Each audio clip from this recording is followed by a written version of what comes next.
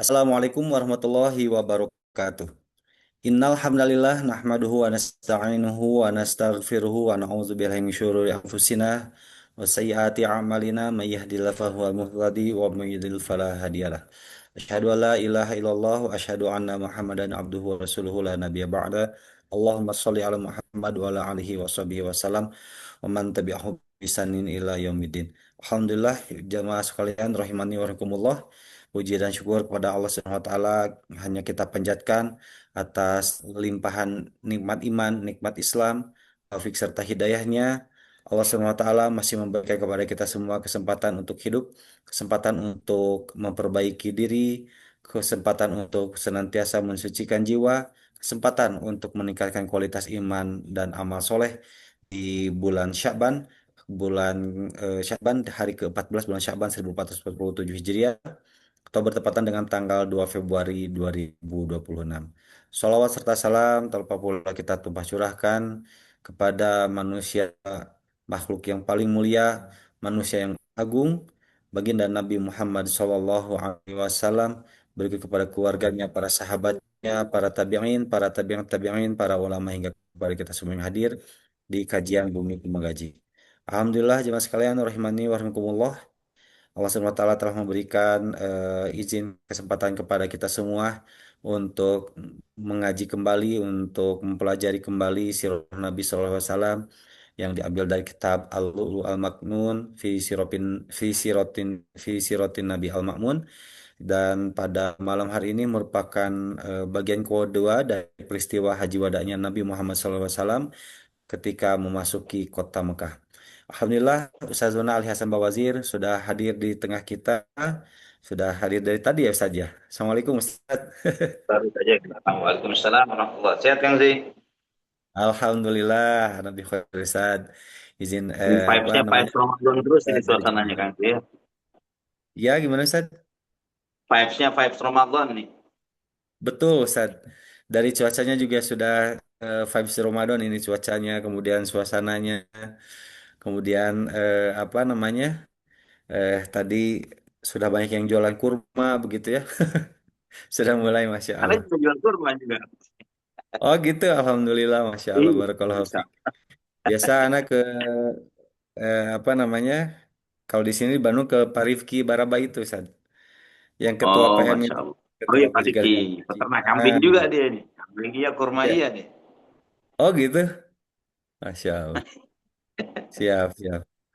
Baik Ustaz, Alhamdulillah tanpa berpanjang lebar dan untuk mengefektifkan waktu yang tersedia, kami langsung saja persilakan kepada Ustaz Zuna untuk menyambung kembali kajian kita di pekan yang lalu tentang peristiwa Haji Wada Nabi Muhammad SAW memasuki kota Mekah di bagian kedua. Tafadhol ya Ustaz, barakallahu fiik. Baik, barakallah. Bismillahirrahmanirrahim. Assalamualaikum warahmatullahi wabarakatuh.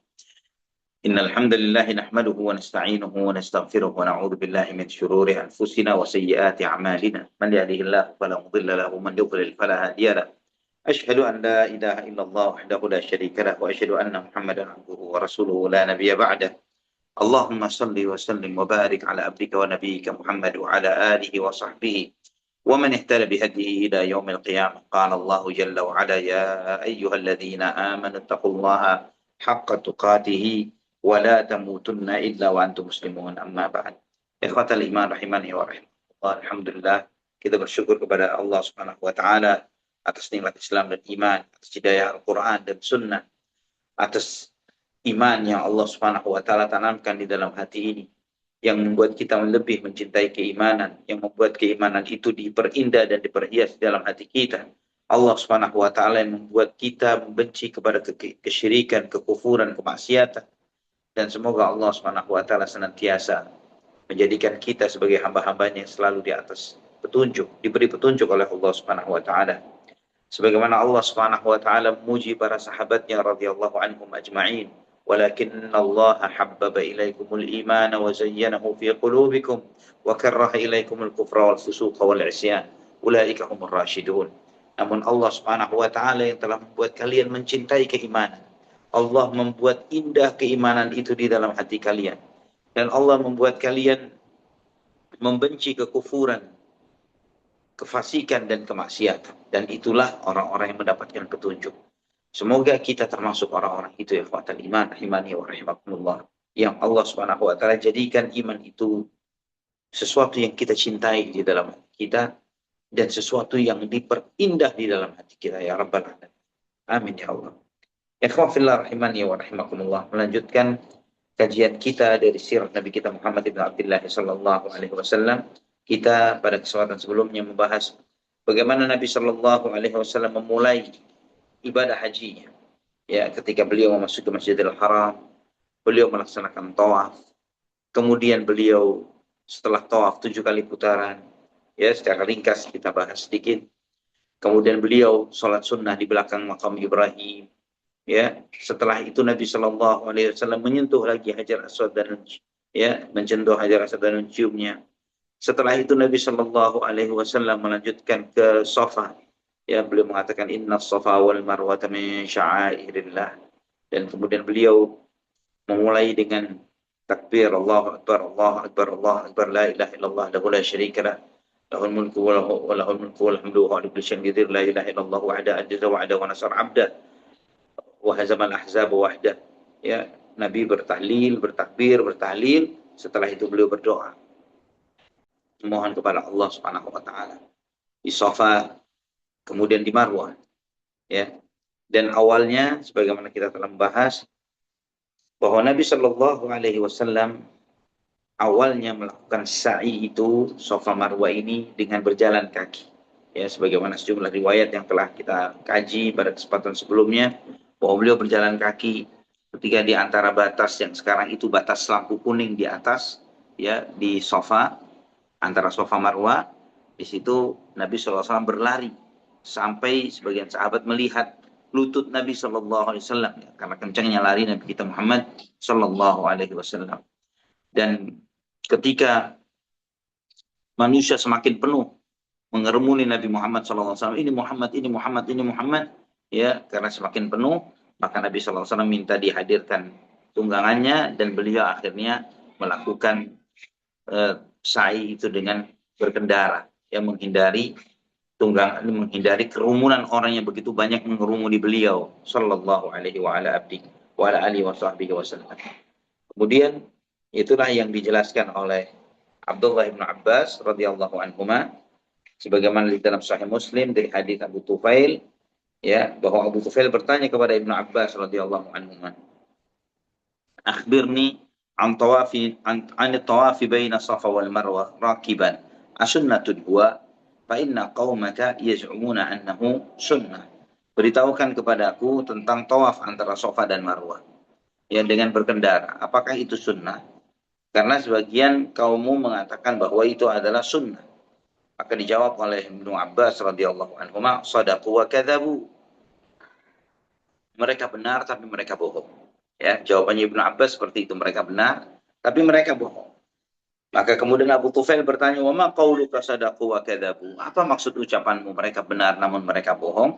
Dijawab oleh beliau radhiyallahu an, "Inna Rasulullah sallallahu alaihi wasallam kathura alaihi an-nasu yaquluna hadza Muhammad hatta kharaja al-awatiku min al-buyut."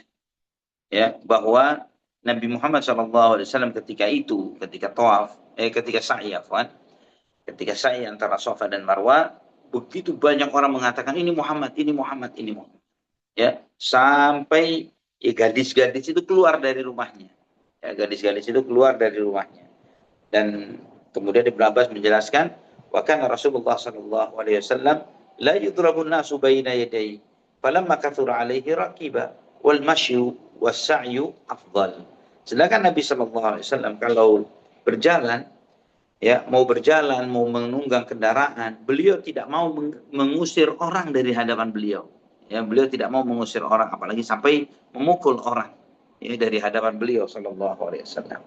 Nah, ketika sudah terlalu banyak orang mengerumuni beliau, beliau menaiki kendaraan, sedangkan berjalan dan lari itu lebih afdal. Ya, berjalan dan lari itu lebih afdal.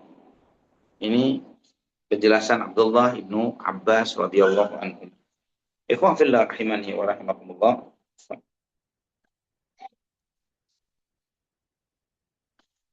Di situ Nabi SAW setelah menyempurnakan tawafnya ya dan sa'inya Safa Marwah 7 kali, dan ketika beliau sampai di Marwah, beliau mengingatkan kepada para sahabatnya yang tidak membawa sembelihan hadyunya, ya, sebagaimana telah Anda sampaikan bahwa hadyu adalah hewan yang dikorbankan di musim haji, ya, yang dilakukan oleh para jamaah haji. Nah, ikhwah fillah rahimani wa rahimakumullah, haji itu dilakukan oleh mereka yang menyembelih, yang melakukan ibadah haji, baik itu qiran maupun tamattu', ya. Adapun ifrad tidak. Allah alam.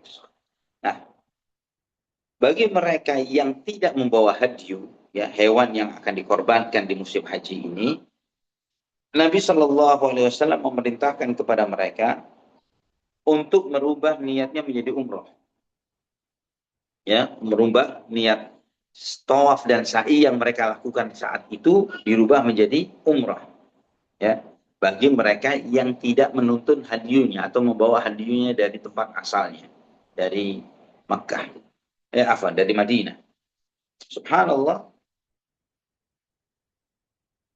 sebagian pun bertanya kepada Nabi Shallallahu Alaihi Wasallam, ya, sebagian sahabat bertanya, kenapa mereka harus tahallul, ya, karena ketika meniatkan umroh artinya selesai sa'i 7 kali sa'i, maka mereka harus tahallul, ya. Mereka dengan tahallul itu mereka memakai baju bebasnya mereka lagi dan kemudian menunggu sampai datangnya waktu penunaian ibadah haji.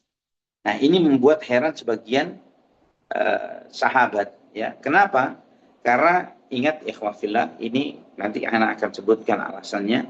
Karena mereka masih belum jauh dari era masa jahiliyah, ya, belum jauh dari era jahiliyah. Yang dimana di era jahiliyah itu ada suatu tradisi atau kebiasaan tertentu yang banyak dirubah oleh Nabi kita Muhammad SAW.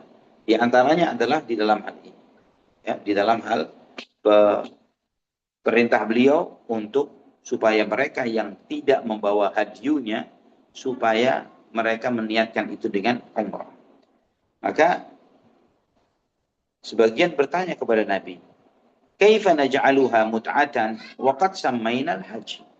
Bagaimana kami merubah menjadi tamattu, ya, menjadi haji tamattu, padahal kami sudah berangkatnya niatnya ngomongnya haji.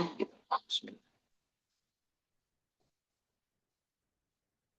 Mereka bertanya seperti ini. Namun dijawab oleh Nabi SAW, "If'alu ma amar wa ma amurukum bihi." Kerjakan apa yang aku perintahkan, kata Nabi SAW. Sebagaimana dalam Sahih Bukhari dan Muslim. Kerjakan apa yang aku perintahkan kepada kalian. Pertanyaan ini, ya, bagi kita yang tidak mengetahui bagaimana sejarah sebelumnya dan kejadian yang ada pada saat itu, ya, dengan apa yang ada di dalam benak para sahabat yang mereka itu hadithu ahdin bil jahiliyah, yang artinya mereka masih belum lama terlepas dari era jahiliyah. Bahkan baru tahun lalu saja, setahun sebelum haji wadahnya Rasulullah SAW, masih ada sebagian orang yang tawaf keliling Ka'bah dengan keadaan telanjang, ya, dalam keadaan telanjang. Itu masih ada seperti itu. Nah, ini menjadi pertanyaan bagi mereka. Kami ini sudah niat haji ya Rasulullah. Kenapa kemudian dirubah menjadi tamattu'? Kemudian Nabi SAW menyampaikan, "If'alu ma amurukum bihi." Kerjakan apa yang aku perintahkan kepada kalian. Sebagian kemudian bertanya, "Ayyul hilli ya Rasulullah?" Kalau tahallul itu maknanya bukan gunting rambut. Tahallul itu mengakhiri ibadah umrah atau haji, ya, dengan memang menggunting rambut atau mencukur atau memendekkannya, dan kemudian berubah menjadi status halal. Tahallul halal, ya, berubah menjadi status halal. Halal apa? Segala sesuatu yang haram ketika berihram jadi halal dengan tahallul, ya, supaya untuk memahami asal katanya. Segala sesuatu yang haram ketika ihram jadi halal setelah tahallul. Nah, itu jadi tahallul itu penghalalan terhadap segala sesuatu yang dilarang di masa ihram. Ya, ihram ketika seorang itu berihram nggak boleh gunting, potong rambut, gunting kuku, hubungan suami istri, melamar, menikah, ya banyak aturan berkata-kata dan banyak hal lah yang ditentukan sebagaimana dijelaskan di dalam sejumlah hadis dan dijelaskan dalam kitab-kitab para ulama. Nah ini para sahabat pun bertanya, maksudnya halal apa ini ya Rasulullah? Halal mutlak atau halal sebagian? Ada halal untuk yang ini, misalnya halalnya itu adalah boleh pakai pakaian bebas, tapi masih tetap nggak boleh untuk hubungan suami istri misalnya. Ya, itu apakah seperti itu? Maka dijawab oleh Nabi Shallallahu Alaihi Wasallam, al-hillu kulluhu, halal semuanya, kata Nabi Shallallahu Alaihi Wasallam. Ya, halal semuanya. Mereka, para sahabat yang mereka ini belum jauh eranya dengan masa jahiliyah, bertanya-tanya. Ya, karena ada sebuah keyakinan. Nanti insya Allah kita akan bahas tentang lagi. Ada sebuah keyakinan di masyarakat di era itu, ya di era jahiliyah, sebelum diluruskan banyak hal oleh Nabi Shallallahu Alaihi Wasallam, bahwa mereka itu berkeyakinan bahwa umrah itu tidak boleh dilakukan di bulan haram. Ya, umrah itu nggak boleh dilakukan di bulan haram. Yang boleh cuma haji doang. Ya, cuma haji saja. Nah, ini mereka disuruh umrah. Diperintahkan umrah dan tahallul. Padahal mereka sudah masuk bulan Dzulhijjah. Mereka mau haji. Ini menjadi suatu pertanyaan yang luar biasa. Sampai ada yang bertanya, ya, dengan bahasa yang agak tajam kepada Nabi Shallallahu Alaihi Wasallam, ya Rasulullah, ayah ruhu ahaduna ila minan wa dzakaruhu yaqturu maniyan. Apakah mungkin salah seorang dari kita pergi, ya, ke Mina, ya nanti untuk hari Tarwiyah tanggal 8, sambil spermanya masih netes, ya dia bertanya sampai seperti itu. Maka dijawab oleh Nabi SAW, na'am, ya iya. Ya, riwayat ini terdapat di dalam Sahih Bukhari, Sahih Muslim, dan yang lainnya. Itu karena itu hadithu ahdin bil kufr, ya, atau hadithu ahdin bil jahiliyah, era yang masih dekat dengan jahiliyah yang membuat mereka masih bertanya-tanya dan menjadi sesuatu hal yang cukup besar bagi mereka akan hal tersebut. Dan itu membuat kesal Nabi kita Muhammad Sallallahu Alaihi Wasallam. Beliau masuk ke tendanya Aisyah radhiyallahu anha sambil marah, dan Aisyah melihat perubahan wajah Nabi SAW yang kesal itu dan bertanya, man aghdabaka ya Rasulullah adkhalahu Allahun nar. Siapa yang membuat marah engkau ya Rasulullah, dia akan masuk neraka.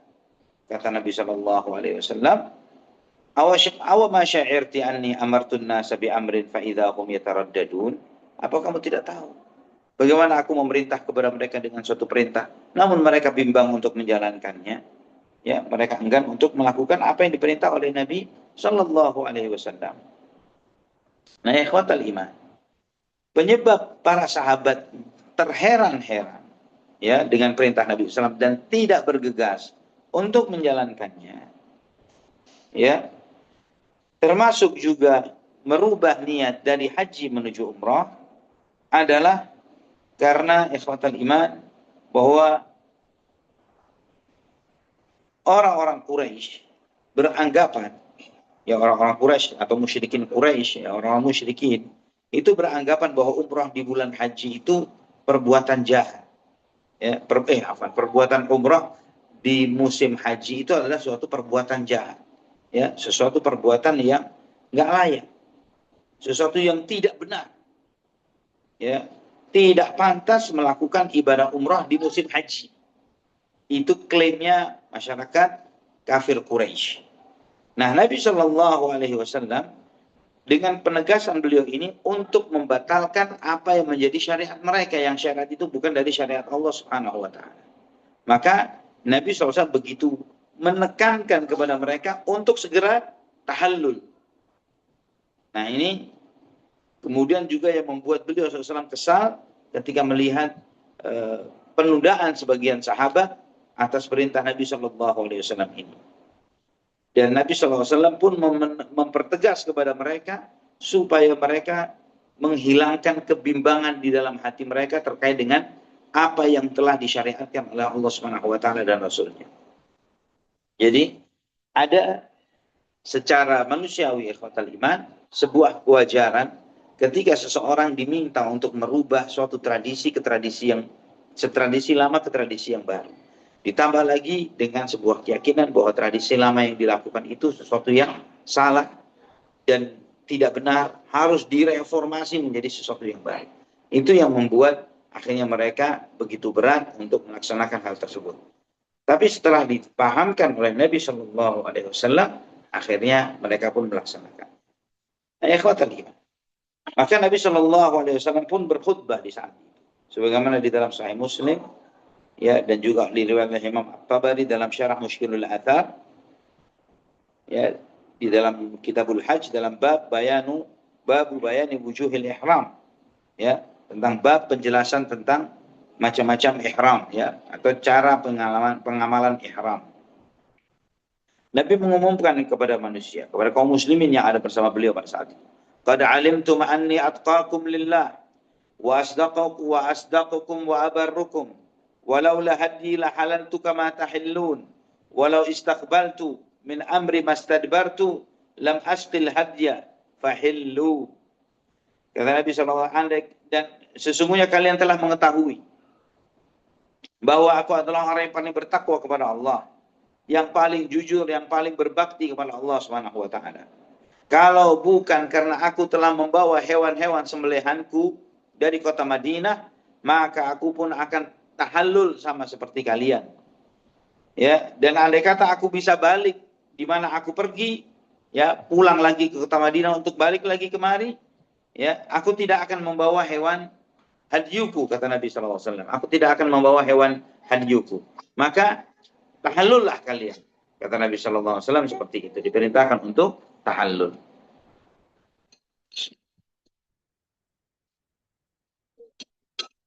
Alhamdulillah. Ikhwatal iman rahimani wa rahimakumullah.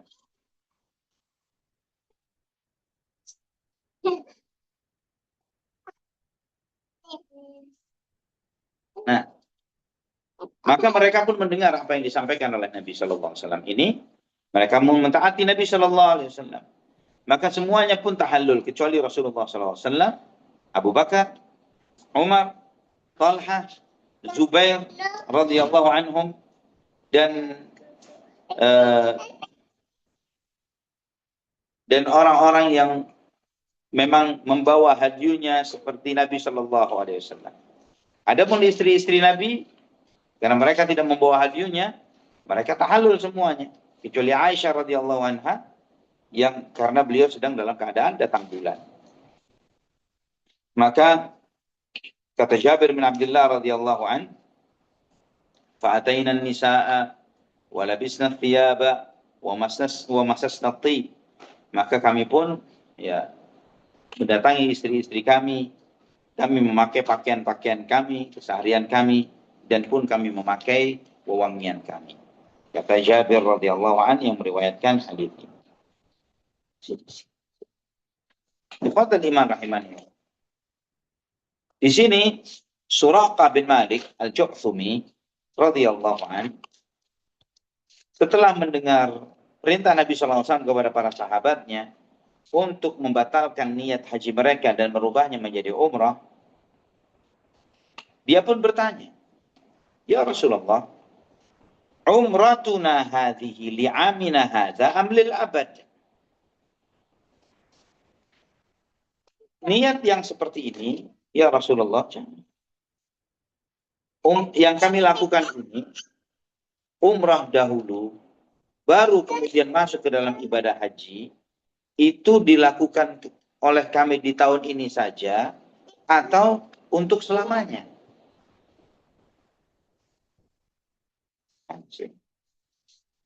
Atau untuk selama-lamanya? Jadi bukan berlaku untuk di tahun itu saja, tapi untuk selama-lamanya. Maksudnya di sini adalah haji tamattu. Ya, haji tamattu itu memulai ibadah haji dengan niat dengan ibadah umrah dulu, tahallul, memakai baju bebas, kemudian setelah itu masuk ke hari-hari tarwiyah baru mengulang ibadah hajinya.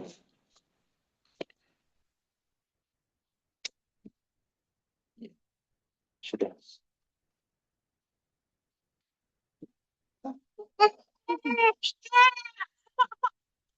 Ikhwafillah rahimani wa rahimah. Aisyah. Maka Nabi Shallallahu Alaihi Wasallam pun mengatakan sambil begini, balil abad, dakalatil umratu fil hajj, balil abad, dakalatil umratu fil hajj.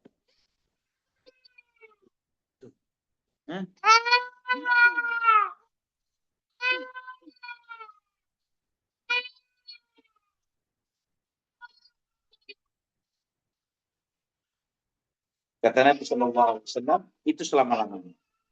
Umrah masuk ke dalam haji, umrah masuk ke dalam haji, umrah masuk ke dalam haji. Sambil begini Nabi SAW. Ini konteksnya adalah haji tamattu'. Dan dalam riwayat yang lainnya, sebagaimana diriwayatkan dalam Sahih Bukhari, Muslim, Imam Ahmad, dan yang lainnya Ibnu Hibban, ya, Nabi SAW bersabda, dakhalatil umratu fil haji ila yaumil qiyamah. Bahwa umrah itu masuk ke dalam haji sampai kiamat. Ya, ini awal pensyariatan haji tamattu' yang merupakan penerapan haji yang paling masyhur yang selalu kita jalankan, yang dijalankan oleh kaum muslimin sepanjang selama ini, ya, itu yang diregulasi juga oleh pemerintahan Indonesia, dan juga seluruh travel pun melakukan hal yang sama, dan setahu ana juga di Saudi Arabia pun sama seperti itu, yaitu dengan melaksanakan haji tamattu' karena berdasarkan penegasan Nabi Muhammad Sallallahu Alaihi Wasallam ini. Nah, ikhwatal iman rahimani wa rahimakumullah, di sini kita melihat sebab munculnya perbedaan para ulama di dalam penerapan ibadah haji. Ini mana yang paling afdal? Apakah ifrad, ataukah tamattu', ataukah qiran? Ya.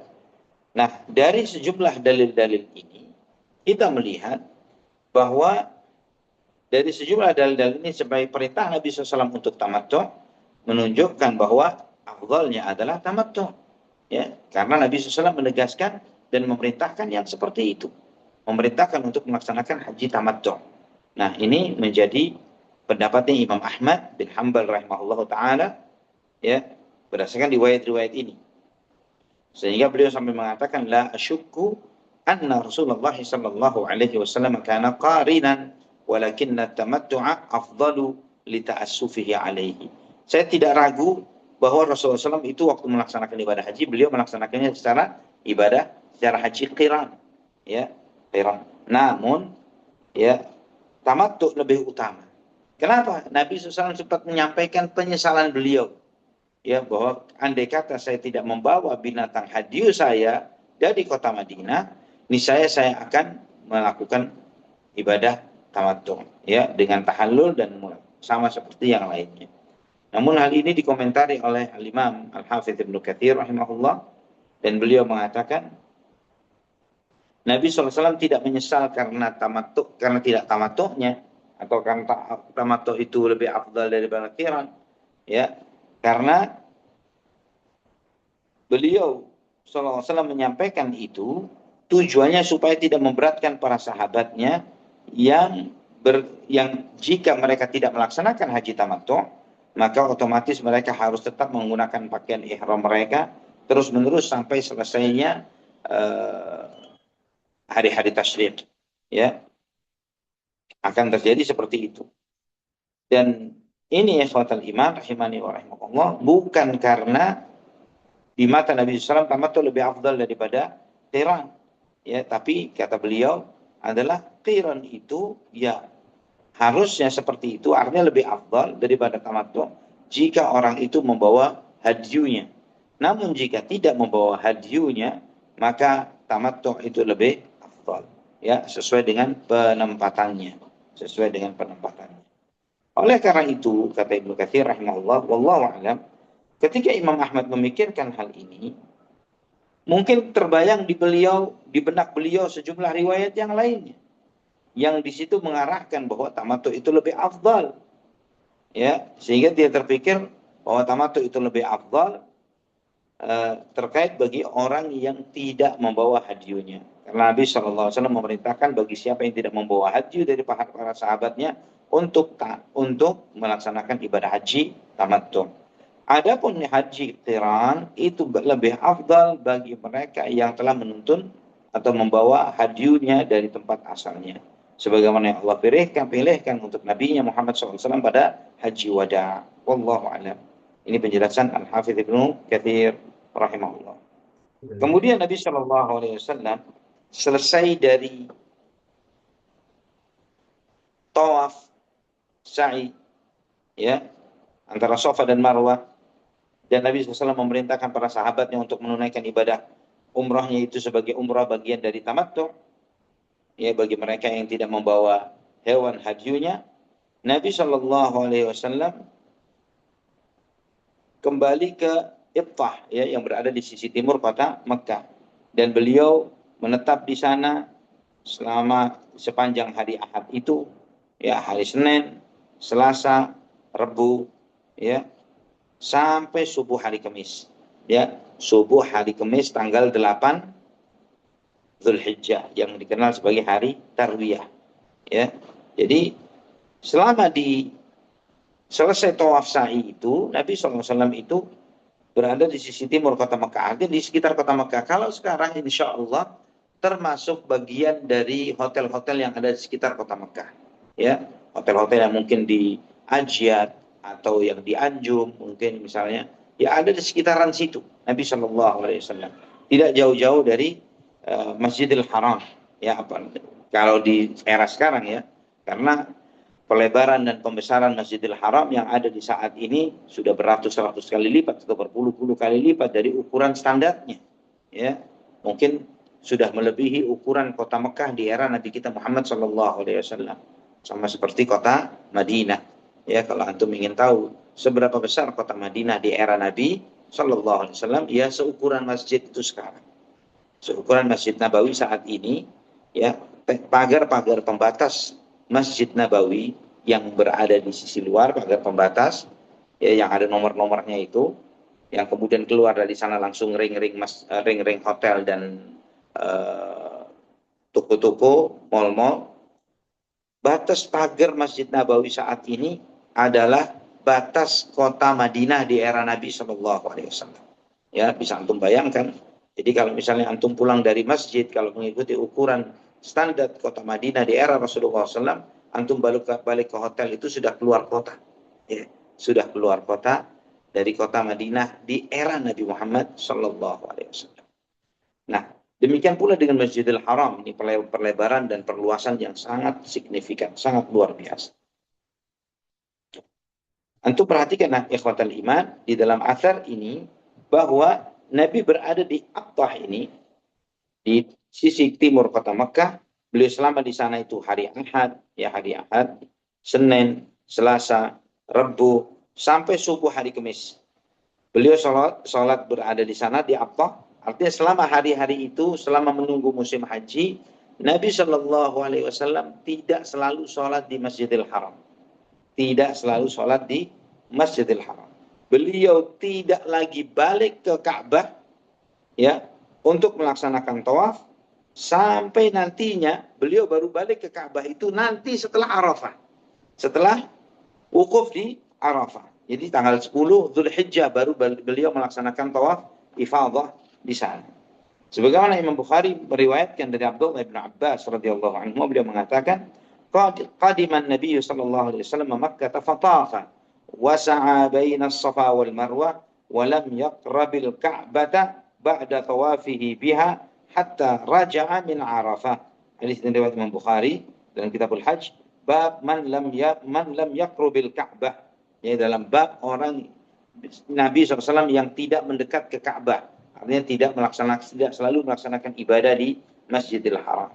Ya, kata Ibnu Abbas radhiyallahu anhuma bahwa Nabi SAW datang ke kota Mekah melaksanakan tawaf sa'i antara Safa dan Marwah, dan beliau setelah melaksanakan Safa dan Marwah ini, tawaf ini, beliau tidak lagi mendekati Ka'bah sampai nanti pulang dari Arafah. Sampai nanti pulang dari Arafah. Ini berhari-hari, walaupun tinggal di area sekitar Masjidil Haram, tapi Nabi SAW sholat dengan para sahabatnya di Aqtah, ya, sholatnya di Aqtah. Dan ini menginspirasi kita, mengajarkan kepada antum dan kita semuanya, ya khawafillah, jika qaddarallahu ma sya'a fa'al, antum menunaikan ibadah haji, dan antum mendapati tempat tinggal antum itu misalnya di Aziziyah, misalnya ya, di tempat Aziziyah masih tanah haram, masih tanah haram, ya, di tempat-tempat yang masih tanah haram, antum jangan memaksakan diri untuk selalu sholat 5 waktu di Masjidil Haram di musim haji yang begitu menyusahkan dengan biaya yang sangat mahal untuk taksinya, ya, pulang perginya yang penuh dengan effort dan melelahkan. Semua masjid-masjid di area haram itu mendapatkan pahala yang sama seperti sholat di Masjidil Haram, yaitu 100.000 kali. Tidak harus di Masjidil Haram, tidak harus di Masjidil Haram. Ana ingat waktu salah satu haji yang pernah Ana jalani, bahwa ya malah haji pertama kami ya, waktu Ana pertama haji waktu itu, semangat kita katanya karena sudah di kota Mekah, ya kebetulan memang Ana ditempatkan di Aziziyah pada saat itu. Ana ditempatkan di Aziziyah, semangat kita pengen 5 waktu itu di Masjidil Haram, padahal ya itu tadi taksinya nggak gampang, kita berangkat ke Masjidil Haram untuk baliknya juga nggak mudah, biayanya cukup mahal, terus demikian ya hampir tiap hari seperti itu. Kemudian sebagian syekh yang mendampingi kami, mereka mengatakan, kenapa antum memaksakan diri harus selalu ke Masjidil Haram? Sholat di sini pahalanya sama. Karena ini juga tanah haram. Sholat saja di masjid-masjid yang ada di sekitar sini, sama seperti antum sholat di Masjidil Haram pahalanya. Nah di sini ya ikhwatal iman, dijelaskan oleh Al-Hafidh Ibnu Hajar Al-Asqalani rahimahullah di dalam Fathul Bari, ولعله صلى الله عليه وسلم ترك الطواف تطوعا خشية أن يظن أحد أنه واجب وكان رسول الله صلى الله عليه وسلم يحب التخفيف على أمته ونقل عن الإمام مالك رحمه الله أن الطواف بالبيت أفضل من صلاة النافلة لمن كان من أهل البلاد البعيدة وهو المعتمد. Kata Ibnu Hajar rahimahullah bahwa Nabi SAW tidak melaksanakan tawaf-tawaf sunnah karena beliau mengkhawatirkan jangan sampai sebagian umatnya berasumsi itu wajib. Ya, di antara keutamaan yang tinggal di dekat Masjidil Haram adalah sering-sering melaksanakan tawaf sunnah. Ya, antum misalnya datang di akhir Dzulqa'dah atau di awal Dzulhijjah, antum sudah tawaf sa'i, sudah melaksanakan umrah tamattu. Antum lagi menunggu musim haji, ya, tanggal hajinya tanggal 8. Sambil menunggu selama hari-hari itu antum melaksanakan sholat 5 waktu di Masjidil Haram. Disunnahkan juga adalah antum memperbanyak tawaf sunnah. Namun pertanyaannya di sini ketika haji wada, Nabi SAW tidak melakukan itu. Beliau tidak melaksanakan haji wada melaksanakan tawaf sunnah sama sekali. Beliau tidak sama sekali melaksanakan tawaf sunnah. Nah dijelaskan oleh Al-Hafidh Ibnu Hajar, kenapa Nabi tidak melakukannya? Karena beliau khawatir hal itu dianggap wajib oleh umatnya, ya, umat sesudahnya. Bisa jadi kemudian kalau Nabi SAW sering melaksanakan tawaf sunnah, maka itu akan menjadi bagian dari ritual syariat ibadah haji yang dilaksanakan sampai hari ini, yang kemudian mungkin akan muncul khilaf di antara para fuqaha, apakah itu sunnah saja atau menjadi bagian dari ibadah haji yang diwajibkan. Ya, dan Nabi SAW sebagaimana antum mengetahui, beliau suka meringankan umatnya, ya, tidak ingin memberatkan umatnya. Bismillah.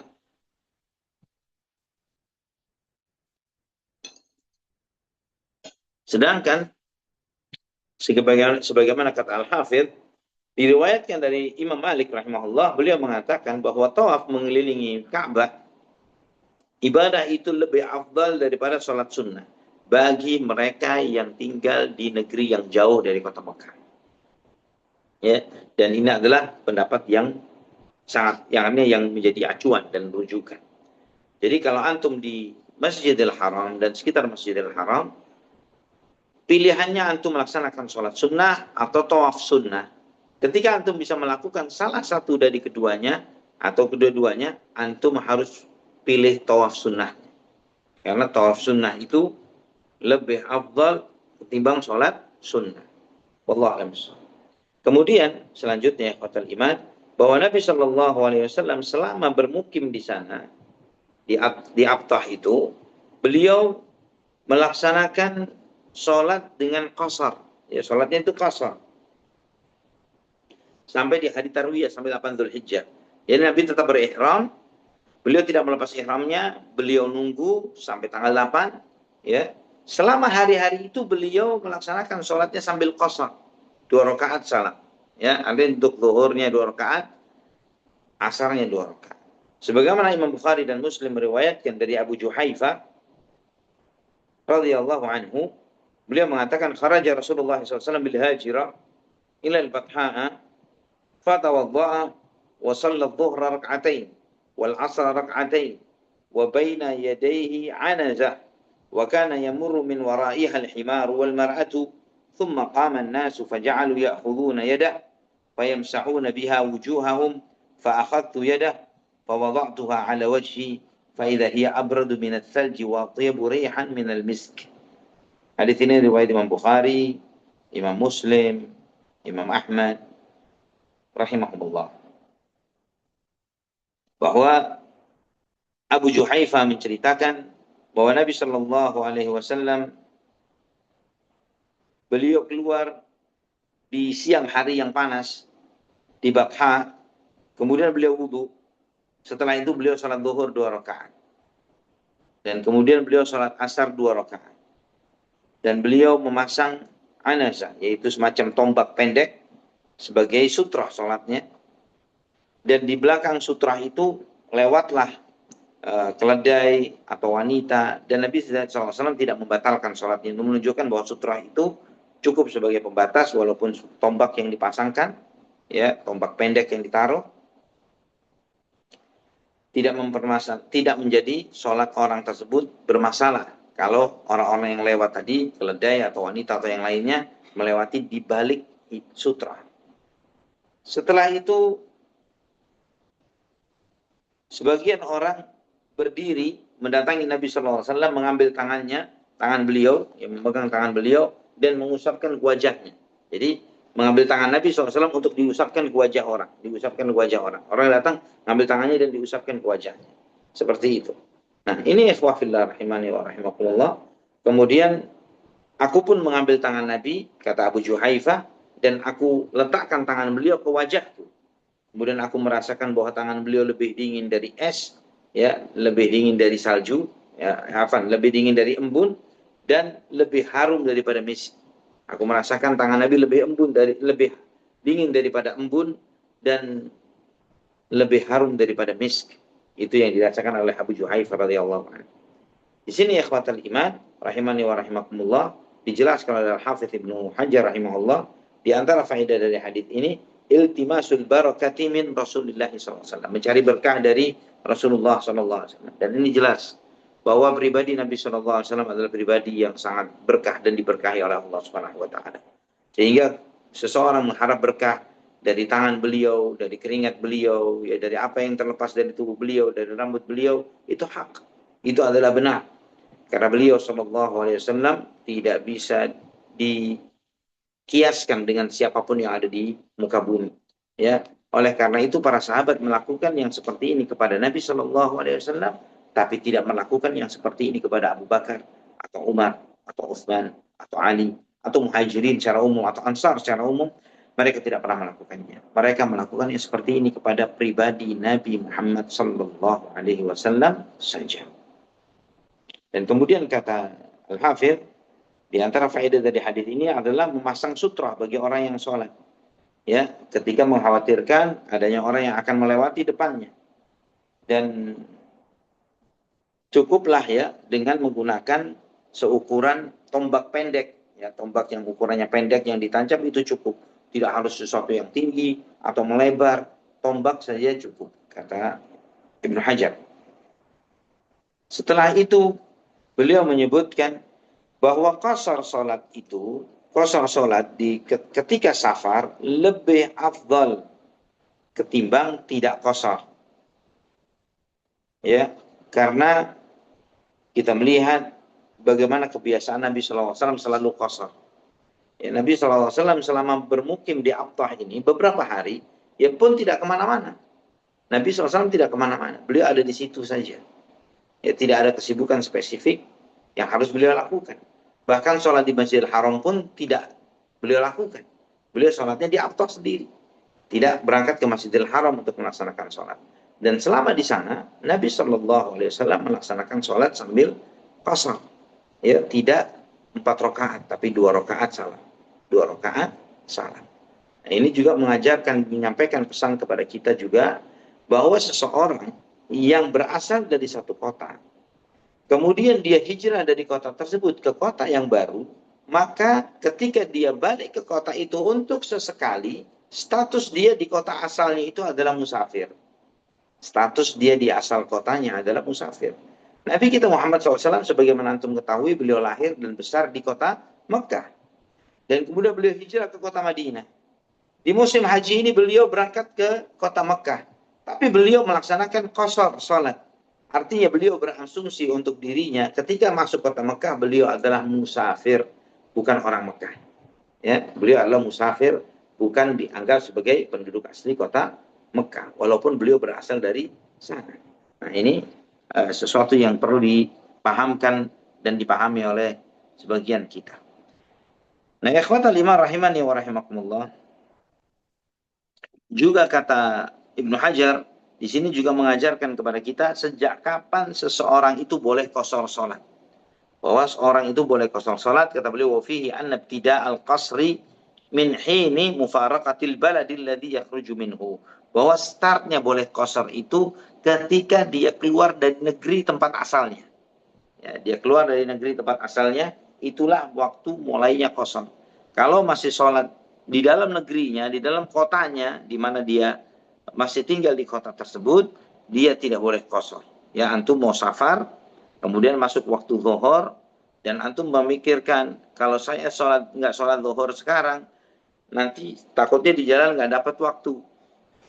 Bagaimana kalau saya sholat zuhur sekarang, saya jamak dengan asar misalnya? Apakah boleh? Boleh. Ya, itu jamak takdim boleh. Tapi ketika masih di rumah atau di kota tempat asal antum, maka antum tidak boleh qashar. Ya, antum cuman boleh jamak saja. 4 rakaat zuhur, kemudian 4 rakaat asar. Setelah itu safar, pergi. Nah, di sini juga mengandung faedah juga ikhwatal iman bahwa bagaimana para sahabat radhiyallahu anhum mengagungkan Rasulullah sallallahu alaihi wasallam. Ya, mengagungkan Rasulullah sallallahu alaihi wasallam. Begitu mereka mengagungkan Nabi sampai mereka ya mengharapkan keberkahan dari fisik Rasulullah sallallahu alaihi wasallam, dan itu hak, itu benar. Ahlus sunnah wal jamaah tidak mengingkari keberkahan pribadi Nabi Muhammad sallallahu alaihi wasallam. Tapi kemudian mencari berkah dari kuburnya, mencari berkah dari sesuatu yang dinisbatkan atau yang diklaim sebagai rambutnya atau yang lainnya, yang itu semuanya tidak memiliki hujjah yang nyata yang benar, tapi lebih kepada kebohongan dan kebohongan. Allahul musta'an. Kemudian ikhwatal iman, di antara para sahabat yang melaksanakan ibadah haji di era itu, ada seorang sahabat yang bernama Abu Tufail, Amir bin Wathilah. Ya, Abu Tufail itu kunyahnya, Amir bin Wathilah adalah namanya. Radhiyallahu anhu. Ini Abu Tufail radhiyallahu anhu ya termasuk orang yang menyaksikan Rasulullah SAW pada saat itu. Ya, namanya Abu Tufail Amir bin Wathilah Al-Bakri. Ya, beliau termasuk yang melihat Nabi SAW, dan bahkan beliau termasuk dihitung sebagai ya, sahabat yang junior. Ya, dan dia adalah sahabat terakhir yang meninggal dunia. Sahabat terakhir yang meninggal dunia yaitu Amir bin Wathilah radhiyallahu anhu. Ini adalah sahabat yang terakhir yang mati. Imam Muslim meriwayatkan di dalam sahihnya, beliau mengatakan, saya melihat Rasulullah SAW tawaf keliling Ka'bah, mengusap rukun Yamani, maksudnya mengusap Hajar Aswad dan dengan tongkatnya, dan kemudian mencium tongkatnya. Ini beliau meriwayatkan di dalam Sahih Muslim. Imam Bukhari meriwayatkan di dalam Al-Adabul Mufrad dengan sanad yang kuat dari Jurairi, ya, dari Abu Tufail, ya, Abu Tufail Amir bin Wathilah radhiyallahu an. Jurairi bertanya kepada Abu Tufail, "Ra'aitan Nabi sallallahu alaihi wasallam?" Apakah engkau pernah melihat Nabi sallallahu alaihi wasallam? Maka beliau mengatakan, "Iya, aku melihat Rasulullah SAW." Dan beliau mengatakan, "Wala a'lamu 'ala dhahril ardi rajulan hayyan ra'an Nabi sallallahu alaihi wasallam ghairi." Dan setahu saya tidak ada seorang pun yang masih hidup yang pernah melihat Nabi Muhammad SAW. Yang pernah Nabi yang masih hidup cuman saya. Ini menunjukkan bahwa dia benar-benar orang terakhir yang meninggal dari kalangan para sahabat radhiyallahu anhu. Kemudian dalam riwayat yang lain, dalam lafaz yang lain, beliau mengatakan, "Ma baqiya ahadun ra'a an-nabiyya sallallahu alaihi wasallam ghairi." Tidak tersisa seorang pun yang pernah melihat Nabi selain aku. Dan itulah diuraikan oleh Imam Az-Zahabi rahimahullah dalam Syiar A'lamin Nubala, Abu Tufail Amir bin Wathilah Al-Laythi khatimu man ra'a Rasulullah sallallahu alaihi wasallam fid dunya. Itu Abu Tufail Amir bin Wathilah Al-Laythi ini adalah penutup dari orang yang pernah melihat Nabi Muhammad SAW di dunia. Itu orang the last person, orang terakhir yang pernah melihat Nabi Muhammad SAW. Wa kana radhiyallahu anhu sadiqan aliman sya'iran farisan. Beliau adalah seorang yang jujur, orang yang alim, seorang sastrawan, seorang pemberani. Umira dahran tawilan, dan beliau memiliki umur yang panjang. Wa syahida ma'a Ali radhiyallahu anhu hurubahu wa mata bi Makkah sana 10 wa mi'ah. Ya, beliau hidup sampai eranya Ali dan menyaksikan semua peperangan bersama Ali bin Abi Thalib radhiyallahu an, dan beliau meninggal di kota Mekah tahun 110 Hijriah. 110 Hijriah. Sedangkan Nabi SAW wafat di tahun 11 Hijriah. Ya. Ini artinya 100 tahun sesudahnya baru beliau meninggal dunia. 100 tahun setelah melihat Nabi Muhammad sallallahu alaihi wasallam, beliau meninggal dunia. Radhiyallahu anhu. Radhiyallahu anhu. Masya Allah. Ikhwatal iman. Imam Bukhari dan Muslim meriwayatkan dari Abdullah bin Umar radhiyallahu anhuma, para Nabi sallallahu alaihi wasallam salat Isya di akhir kehidupannya, dan beliau melihat kepada para sahabatnya sambil bersabda, "Ara'aitukum lailatakum hadhihi fa inna ala ra'si mi'ati sanatin minha la yabqa mimman huwa ala dhahril ardi ahadun." Apakah kalian perhatikan malam ini bahwa setelah setahun yang akan datang, ya, yang hidup ini akan meninggal semua. Maksudnya adalah akan diganti dengan yang baru, generasi baru. Ya, maksudnya adalah bahwa yang hidup setelah 100 tahun ini akan diganti dengan generasi sesudahnya. Maka Ibnu Battal mengatakan sebagaimana diriwayatkan oleh Al-Hafidz Ibnu Hajar dalam Fathul Bari, "Innama arada Rasulullah sallallahu alaihi wasallam anna hadhihi al-muddata takhtarimul jil alladhi hum fihi." Bahwa yang dimaksud oleh Nabi SAW tentang fase 100 tahun itu adalah punahnya generasi yang ada bersama beliau. فَوَعَظَهُمْ بِقِصَرِ أَعْمَارِهِمْ وَعَلَمَهُمْ أَنَّ أَعْمَارَهُمْ لَيْسَتْ كَأَعْمَارِ مَنْ تَقَدَّمَ مِنَ الْأُمَمِ لِيَجْتَهِدُوا فِي الْعِبَادَةِ. Dan di situ Nabi memberikan pesan kepada kita, kepada mereka, kepada para sahabat, dan kepada kita semuanya, bahwa usia kita ini pendek.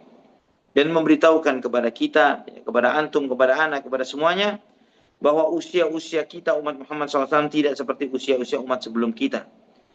Dan itu semuanya untuk mengingatkan kita supaya bersungguh-sungguh di dalam ibadah. Ya, umur kita ini sangat pendek, ikhwafillah, dibandingkan dengan umat-umat sebelum kita. Antum membaca di dalam kisah, dalam sirah, bagaimana Nabi Nuh alaihissalam dakwahnya saja 950 tahun. Usia beliau kurang lebih 1000 tahun. 1000 tahun. Dan umatnya pun dengan usia yang kurang lebih seperti itu. Ya, dengan rata-rata usia 900, 700, 900, 1000, mungkin 1000 lebih. Itu usia umat-umat sebelum Nabi kita Muhammad sallallahu alaihi wasallam. Usianya sangat panjang. Nabi Adam, Nabi Nuh, ya, semakin kemari semakin pendek, dan semakin pendek. Ya, kalau di era Nabi Nuh alaihi salam, kalau antum misalnya duduk bermajelis ya dengan teman-teman antum lagi nongkrong, nanya umur, berapa usia antum? Ya, 400 tahun, 350 tahun, 370 tahun. Kita semuanya masih pada balita ya. Pada balita. Maksudnya bahwa 500 tahun. Ya, karena masih muda-muda banget usia segitu. 350, 400, 450. Masih jauh. Ini masih belum separuh umurnya. Namun antum ketika kita sekarang ini menjalani usia kita sekarang ini, yang usianya 50 tahun itu sudah jauh melewati separuh umur yang telah disebutkan oleh Nabi Shallallahu Alaihi Wasallam, yaitu amar ummati ma baina sittin wa sab'in wa qalilun man tajawazu dzalik. Usia umatku antara 60-70 tahun dan sedikit sekali yang melewati usia itu. Ya, artinya kalau 60-70, ya, orang yang diberi usia 60 tahun, kalau sekarang 50 tahun ya tinggal 10 tahun. Ya, kalau dia usianya 50 tahun dan sisa, kalau usianya diberi 70 tahun oleh Allah, maka sisa 20 tahun. Dia sudah jauh melewati separuh umur yang telah Allah Subhanahu wa taala berikan kepadanya. Dan itu memberikan pesan untuk bersungguh-sungguh di dalam ibadah kepada Allah Subhanahu wa taala. Wallahu a'lam bishawab. Sampai di sini, Baik, silakan kalau ada yang mau ditanyakan. Barakallahu fiik. baik. Wa barakallahu fiik Ustazuna, Masya Allah, jazakallahu khairan Ustaz atas pemaparannya. Berikut juga manfaat-manfaat ataupun juga hadirnya ataupun juga munculnya aturan-aturan atau syariat-syariat di dalam ibadah haji. Untuk selanjutnya kami persilahkan kepada jemaah sekalian yang terhadir pada kajian malam ini. Kami persilahkan untuk menyampaikan pertanyaannya di sesi tanya jawab ini, sesi kedua. Kami persilahkan jemaah yang bertanya boleh menyampaikan pertanyaan melalui chat box di Zoom meeting ini ataupun juga dapat bertanya secara langsung atau secara interaktif melalui tombol raise. Alhamdulillah di sini sudah ada penanya. Akhi Tarmizi Al-Asy, kami persilahkan untuk menyampaikan pertanyaan. Alhamdulillah, jazakallah. Assalamualaikum warahmatullahi wabarakatuh. Waalaikumsalam warahmatullahi wabarakatuh. Kifalakum Hairus. Alhamdulillah. Terima kasih atas tausiahnya Pak Ustadz. Semoga sehat-sehat dan selalu dalam lindungan Allah SWT. Begitu juga untuk Ya, Kang Zaid dan kita semua. ya. Pak Ustadz, ini mohon mungkin diberi tambahan ilmu kepada kami lagi ini. Apa beda antara hadyu dengan dam? Kan kalau kita dari Indonesia itu kalau kita berangkat haji tamatu kan kita harus memotong dam ya, karena ya dengan apa Hmm. penjelasan karena lebih duluan kita umroh. Nah itu Ya. apa beda antara hadyu yang dibawa oleh Rasulullah untuk haji kiran tadi? Mungkin demikian saja pertanyaan dari kami. Jazakallah khairan. Assalamualaikum warahmatullahi wabarakatuh. Waalaikumsalam warahmatullahi wabarakatuh. Dam yang disebut oleh panitia haji yang sekarang ini untuk yang melaksanakan haji tamattu itu hadyu. Ya, itu yang dimaksud dengan hadyu untuk tamattu. Tapi kita mengenalnya dam. Ya, dam itu artinya darah yang ditumpahkan. Tapi maksudnya itu sama antara yang dimaksud hadyu Nabi SAW atau dam yang disebut oleh kita. Tapi sebetulnya kalau istilah dam ini lebih spesifik, lebih tepatnya disebutkan kepada dinisbatkan kepada menyembelih hewan korban karena adanya suatu pelanggaran. Nah, di luar pelaksanaan ibadah di luar pelaksanaan ibadah haji yang tamattu, misalnya tamattu ya, misalnya ibadah haji tamattu yang di situ memang harus mengeluarkan hadyu atau dam satu ekor, tiba-tiba ada jamaah yang melanggar suatu kewajiban. Dia meninggalkan salah satu kewajiban dari kewajiban haji. Misalnya dia nggak pakai ihram ketika memasuki tanah haram misalnya. Ya, dia tidak ihram ketika melewati miqat. Misalnya seperti itu, masuk Mekah tanpa ihram. Melanggar salah satu kewajiban dari kewajiban-kewajiban haji. Akibat itu, maka dia kena dam tambahan. Beda nih damnya.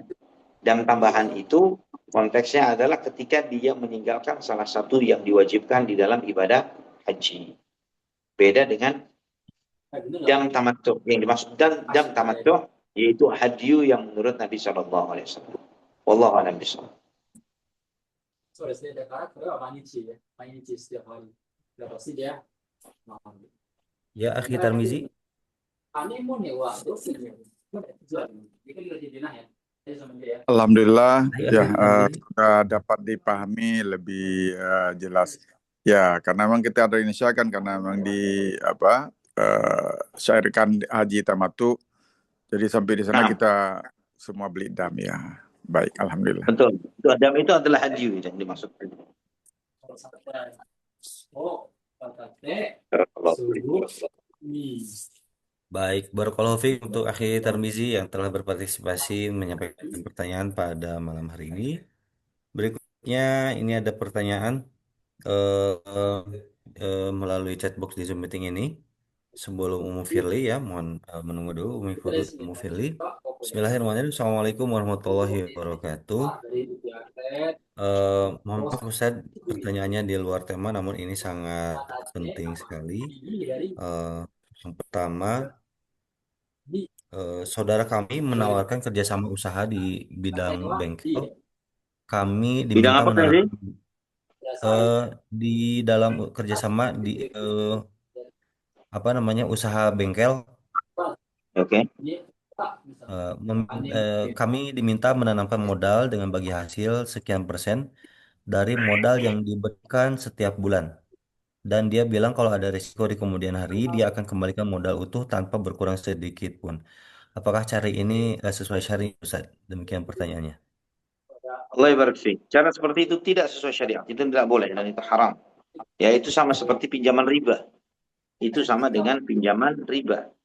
Ya, perlu dipahami ya khawafillah bahwa penjaminan terhadap dana investasi itu sudah termasuk riba. Menjamin dana investasi yang telah diinvestasikan itu adalah bagian dari riba dan itu haram. Ya. Dan juga bagi hasil itu bukan dari modal yang diinvestasikan, tapi dari potensi profit yang akan diperoleh.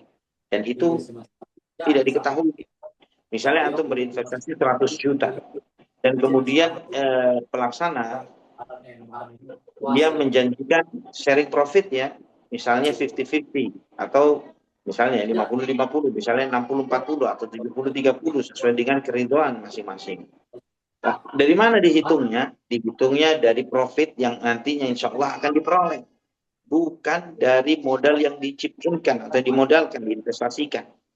Kalau dari modal yang diinvestasikan, apa bedanya dengan deposito? Bedanya dengan yang ada di perbankan-perbankan konvensional. Konsep akad seperti itu adalah konsep riba dan haram. Wallahu a'lam bishawab. Baik. Kemudian ini masih ada kelanjutannya, Ustaz. Singkat cerita, kerjasama dengan cara ini sudah berjalan dalam kurung. Waktu itu kami tidak tahu apakah cara itu halal atau haram.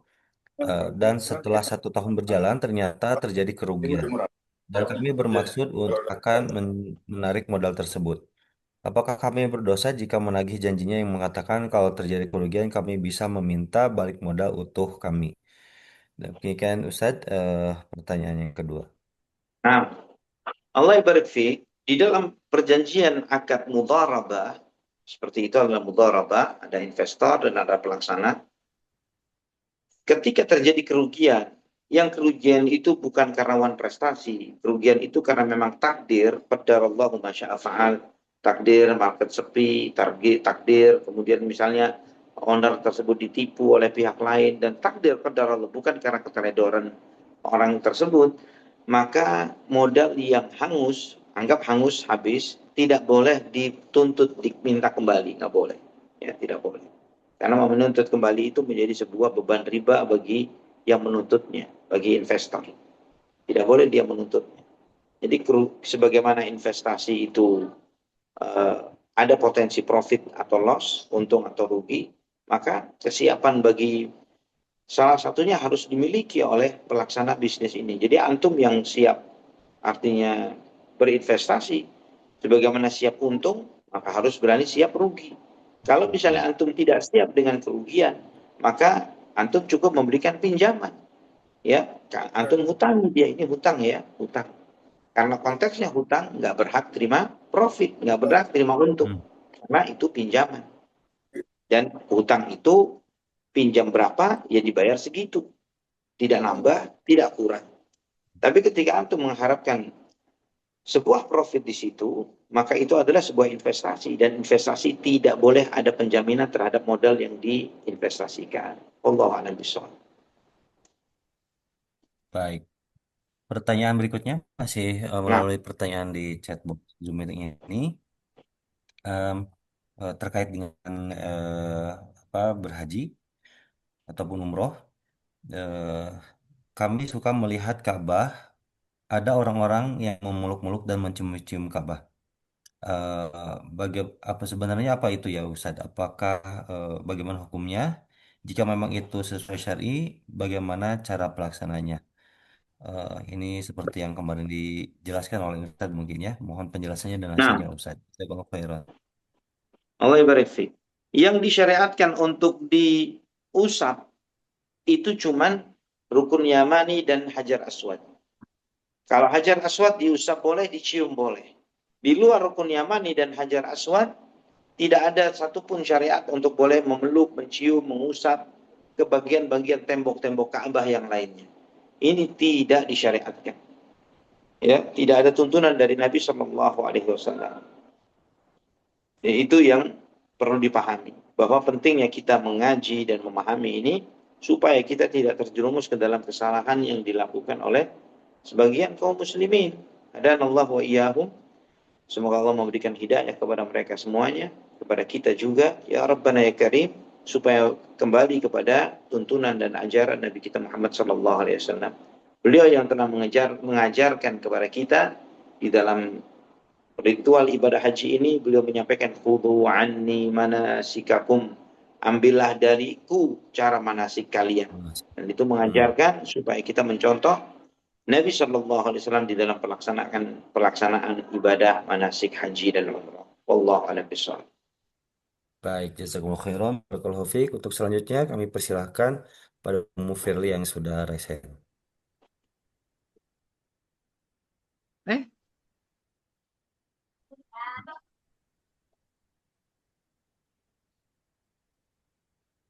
ya, Assalamualaikum Ustadz, Barakallahu fiik.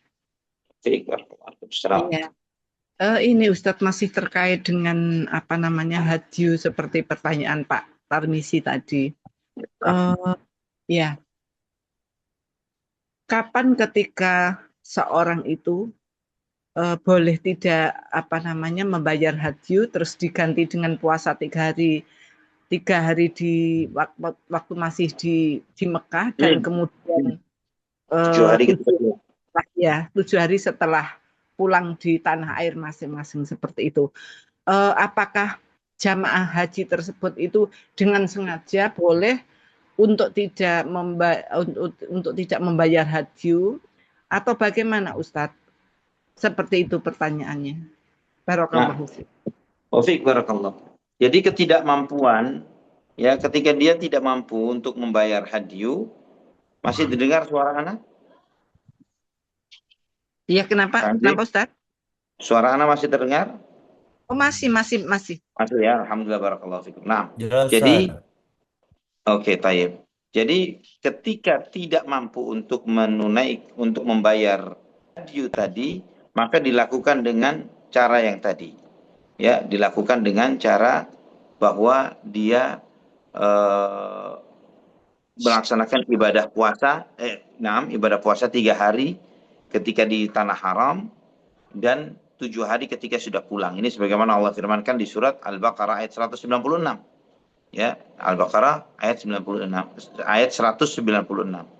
Allah berfirman, wa atimul hajja wal umrata lillah fa in uhsirtum famastaysara minal hadi wa la tahliqu ru'usakum hatta yablugha al-hadyu mahillah faman kana minkum maridan aw bihi adam min ra'sihi fa fidyatun min siyamin aw sadaqatin aw nusuk fa idza amintum faman tamatta'a bil umrati ila al-hajj famastaysara minal hadi faman lam yajid fa siyamu 3 ayyamin fil hajji wa 7 idza raja'tum tilka 'asharatun kamilah.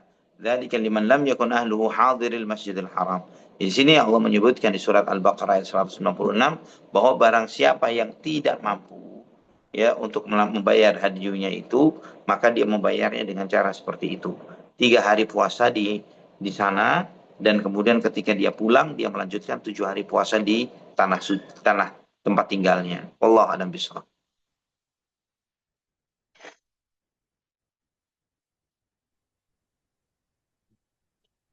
Baik, Ummu Firly, penjelasan Ustadz. Tadi apakah dapat dipahami Ummu Firly? Alhamdulillah sudah. Jadi begini Ustadz ya, kalau ada jamaah yang dengan sengaja, sekalipun dia memiliki finansial yang cukup misalkan, tapi sengaja untuk tidak membayar hadyu, akan tetapi jamaah tersebut mengatakan ya sudah nanti saya akan ganti puasa seperti yang dijelaskan Ustadz tadi. Apakah seperti itu boleh Ustadz? Boleh insya Allah. Oh, iya Ustadz.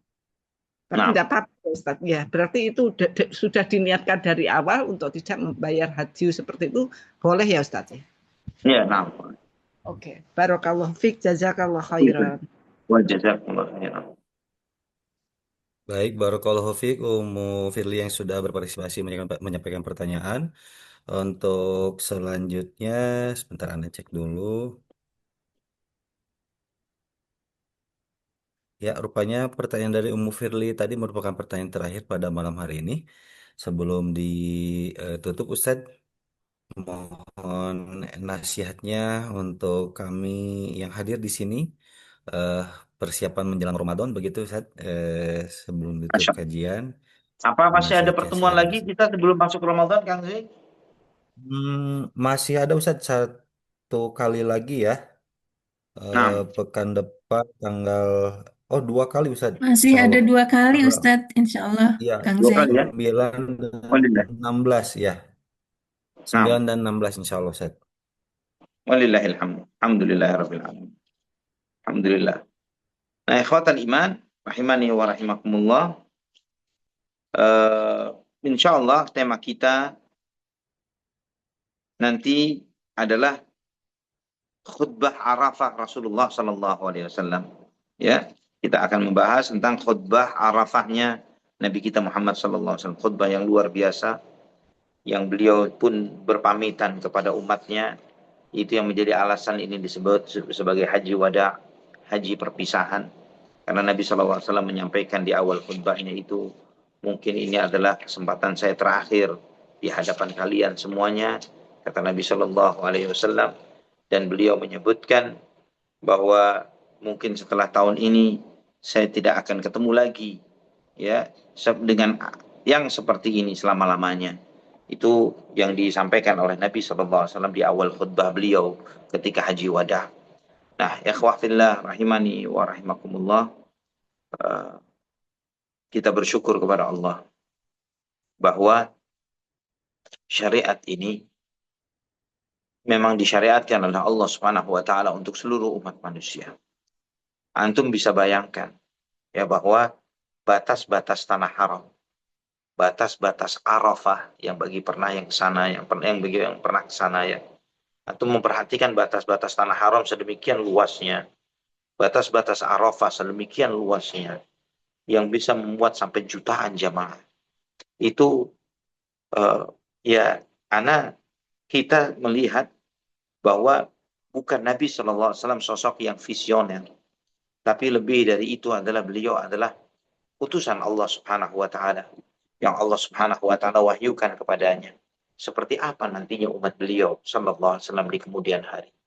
Yang bukan lagi ratusan ribu jamaah, tapi jutaan jamaah melaksanakan ibadah haji di tanah suci Makkah.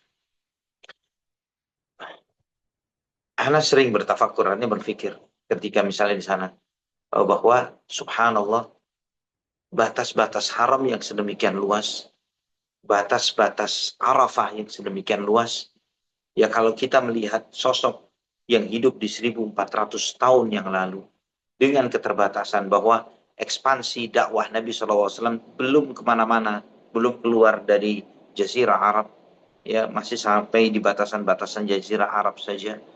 Terus kemudian beliau memberikan batasan-batasan yang sangat luas, yang luar biasa, yang itu muat untuk jutaan manusia sampai hari ini.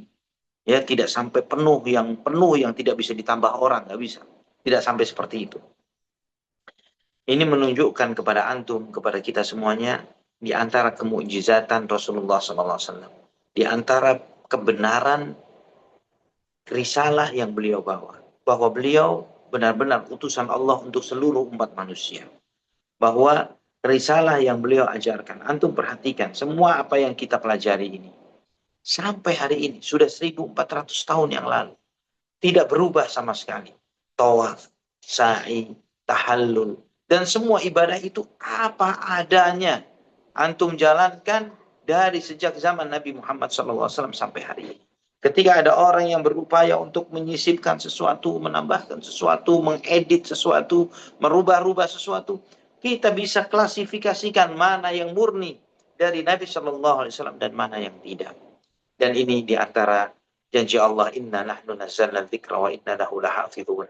Dan sesungguhnya kami yang menurunkan Al-Quran. Ya, al-dzikra di sini bukan cuma Al-Quran, Al-Quran dan yang menjelaskannya. Sebagaimana kata Ibnu Hazm, sebagaimana penjelasan Syekh Al-Albani, rahimahullah al-jami'. Semoga Allah merahmati para ulama kita. Mereka itu menjelaskan bahwa yang dijaga oleh Allah bukan cuma Qurannya saja, tapi apa yang menjadi sarana kita untuk memahami Quran dengan baik dan benar, termasuk sunnah Nabi SAW, ilmu-ilmu agama ini membuat agama ini dijaga oleh Allah Subhanahu wa taala sampai nanti Quran dan sunnah akan dikembalikan kepada Nabi Muhammad SAW nanti di telaga beliau, ya di sisi telaga beliau di Al-Kautsar. Ini dijaga oleh Allah Subhanahu wa taala dan itu menunjukkan besarnya mukjizat Islam, bahwa mukjizat ini luar biasa. Kalau antum di posisi kita, di posisi Nabi SAW, kita tidak punya bayangan seberapa besar bakalan umat ini akan datang ke sana. Apakah ini akan berlanjut ke generasi sesudahnya? Kalau kita manusia biasa, bukan seorang nabi, ada harapan apa yang kita harapkan bahwa ajaran ini akan berlangsung satu generasi, berlangsung 2 generasi, 3 generasi, 10, 20, 30, sampai 1000 tahun lebih, 1400 tahun. Dan sampai detik ini, ajaran itu tetap terjaga sesuai dengan apa adanya sebagaimana praktek Nabi Muhammad SAW. Hadis ini dibacakan kepada antum dan antum sampai punya visualisasi di benak antum sendiri di mana posisi Nabi, apa yang beliau lakukan ketika tawaf, ketika sholat di belakang makam, ketika sa'i, ketika naik ke Safa dan Marwah dan doa dan sebagainya. Kita punya bayangan visualisasi sendiri masing-masing terkait akan hal itu semuanya. Dan itu menggambarkan dengan detail tentang bagaimana manasik Nabi kita Muhammad bin Abdullah sallallahu alaihi wasallam. Wallahi ikhwatillah, ini adalah nikmat besar. Antum kita semuanya dipilih oleh Allah untuk mendapatkan hidayah Islam. Itu nikmat yang luar biasa. Dan insya Allah ya Rabbana ya Karim, jika nikmat ini terus dijaga oleh Allah Subhanahu wa taala, maka itu adalah tanda kebaikan. Tanda kebaikan bagi kita semuanya. Wah, hidup di dunia dengan baik, di atas jalur hidayah, di atas petunjuk Allah Subhanahu wa taala, di atas siratal mustaqim, dan nanti insya Allah bermuara bersama Rasulullah SAW di surga kelak. Amin ya rabbal alamin. Wallahu a'lam bishawab. Amin ya Rabbal. Baik. Amin ya Rabbal alamin. Masya Allah, jazakallahu khairan Ustaz atas nasihatnya serta ilmunya tentang haji, peristiwa haji wada tadi di bagian kedua, dan insya Allah kita akan lanjut kembali di pertemuan akan datang, ya ini tanggal 9 Februari 2026.